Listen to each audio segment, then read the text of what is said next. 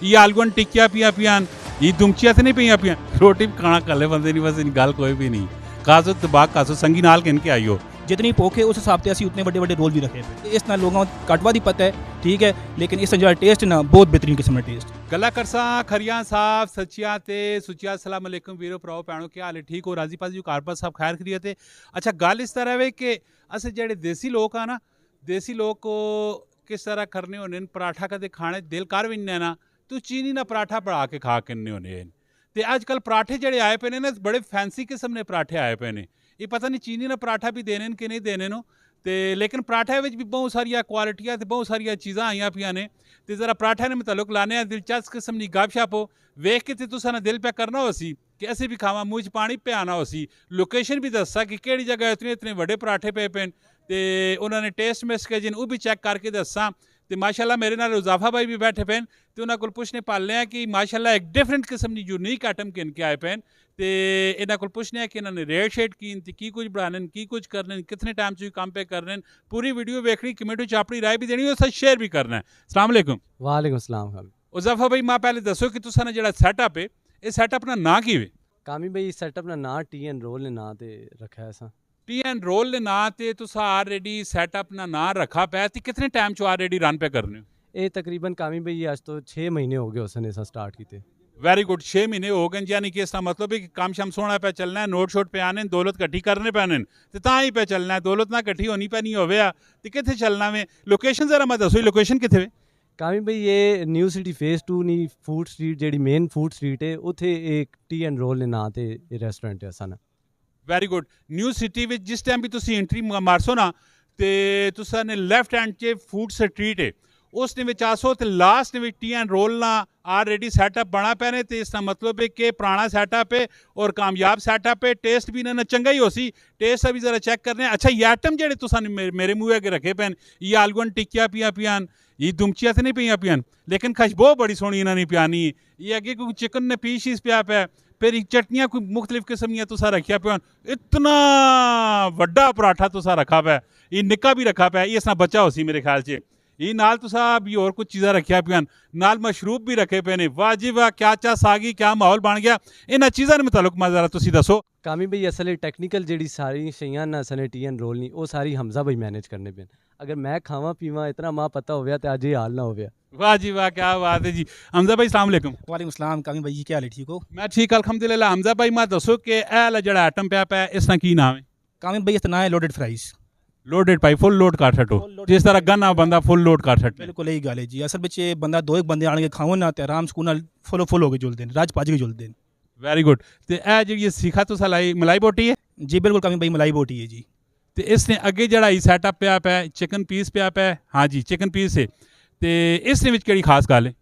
Lag piece है साढ़े को ठीक है असा को टेस्ट बहुत ज़बरदस्त है स्पाइसी ज़्यादातर लोग पसंद करते हैं स्पाइसी टेस्ट पसंद करते हैं जरा इसने उत्ते मसाला यूज़ कर रहे हैं तो एक बार खासो तो तुम मुड़ मुड़ गया सो इसका मसाला जड़ा है बहुत ही बेहतरीन किस्म का मसाला है। Very good. हमजा भाई इतना वड्डा तुसा जड़ा रोल रखा पे पराठा तुसा रखा पे इस पराठे विच है की वे?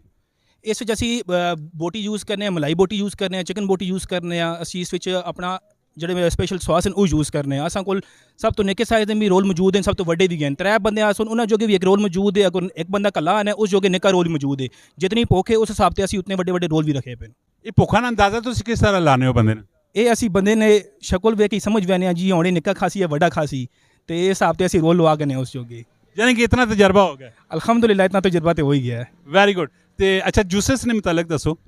जूसेस असा इतने हुण तुसां पता है गर्मी कितनी बढ़ गई है ठीक है तो इस करके जूस सैटअप भी असीं नाल रखा पे असां कोल मिंट मगरीटा ने जूस है ठीक है जरा बंदा शंदा पीवे थोड़ा ठंडा होवे तो नाल स्टिंग सोडा भी है वे ये भी आवाम बहुत पसंद करती है उसमें पता वे इस नाल बाकी जो हैं दूसरे सिस्टम भी हैं लेमन सोडा भी है वे सिंपल सोडे भी हैं तो इस तरह असीं सारी मशरूबात नाल रखे पे।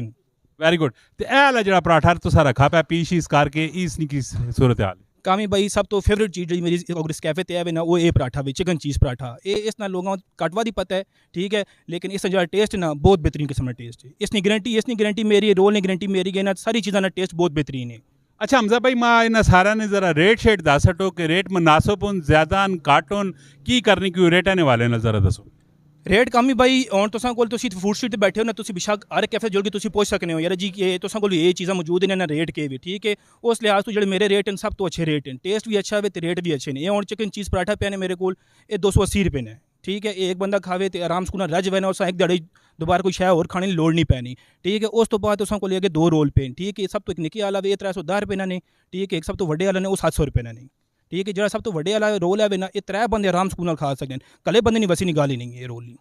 ਰੋਟੀ ਪਕਾਣਾ ਕੱਲੇ ਬੰਦੇ ਨਹੀਂ ਬਸ ਗੱਲ ਕੋਈ ਵੀ ਨਹੀਂ ਕਾਜ਼ੋ ਦਬਾਗ ਕਾਜ਼ੋ ਸੰਗੀ ਨਾਲ ਕਿਨ ਕੇ ਆਈਓ ਵੈਸੇ ਕੋਈ ਘਰ ਜਿਹੜਾ ਬੈਠਾ ਪਿਆ ਬੰਦਾ ਉਹ ਅਗਰ ਤੁਸਾਂ ਕੋਲ ਮੰਗਾਣਾ ਚਾਹੇ ਡਿਲੀਵਰੀ ਦਾ ਵੀ ਆਪਸ਼ਨ ਹੈ ਤੁਸਾਂ ਕੋਲ ਜੀ ਕਾਮੀ ਬਾਈ ਡਿਲੀਵਰੀ ਦਾ ਆਪਸ਼ਨ ਵੀ ਹੈ ਵੀ ਅਸੀਂ ਡਿਲੀਵਰੀ ਕਰਦੇ ਹਾਂ ਬੈਰੀਅਰ 3 ਤੋਂ ਕਿੰਨੇ ਟੈਕਸ ਦੇ ਏਰੀਆ ਤੱਕ ਅਸੀਂ ਡਿਲੀਵਰੀ ਬਿਲਕੁਲ ਕਰਦੇ ਹਾਂ ਕੀ ਨੰਬਰ ਕੀ ਤੁਸਾਂ ਕਿ ਜਿਹੜਾ ਸਾਡਾ ਡਿਲੀਵਰੀ ਦਾ ਨੰਬਰ ਹੈ ਉਹ 0336 330 6666 ਇਹ 6 ਕਾਬਲੇ ਗੌਰ ਹੈ ਠੀਕ है ना 6 ਬੰਦੇ ਆਇਓ 6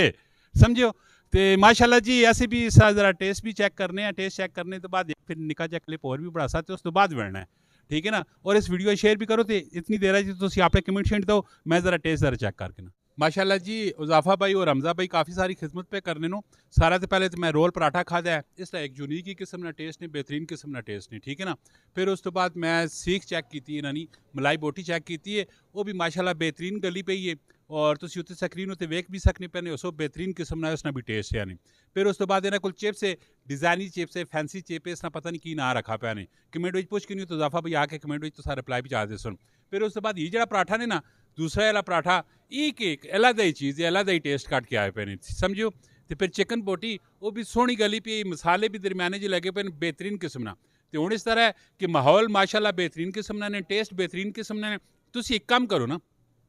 नंबर ऑलरेडी तुसा दस हटावे तुसी इस नंबर से कॉल करो तो आर्डर मंगाओ तो मैं चुप करके खाना वा ये सिर्फ टेस्ट किया भुख लगी भी बहु वड्डी जोर ही नहीं ठीक है तो मूँह च पानी पियाना है नाल सुभान दे मूँह च पानी पियाना भी ठीक है असें खाने तो ही प्याओ पुत्र तो तुसी आर्डर करो ठीक है मज़ा तो आना ठक्का ठक्का ठक्का ठक फोन आओ वज के आओ एक दफ़ा तुसी इन्होंने टेस्ट घर बह के जरूर चेक करो मिलने नेक्स्ट वीडियो अपना बहुत सारा ख्याल रखना है फी अमान अल्लाह पाकिस्तान जिंदाबाद।